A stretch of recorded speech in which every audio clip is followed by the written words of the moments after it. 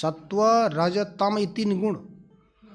अब यो शरीर पनि बनेको कहाँ हो, यी तीन गुणबाट बनेको हो। तपाईहरु यसमा सत्व पनि छ, रज पनि छ, तम पनि छ। तर कतिखेर कसले जित्छ भन्ने कुरो मात्रै हो।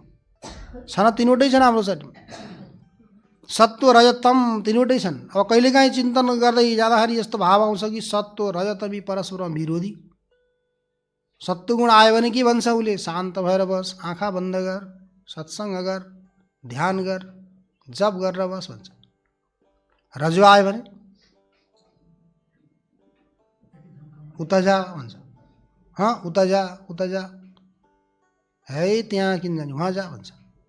वहाँ किन जाने, हिजो गएको वहाँ जा भन्छ। फेरि अलग अलग बनाउँछ कसले, रजुले। अनि तमले के गर्छ, दुनियाँ जानी जाउन्, म त यहीँ बस्छु, जानिलाई पनि नजा, भोलि जाउँला भन्छ।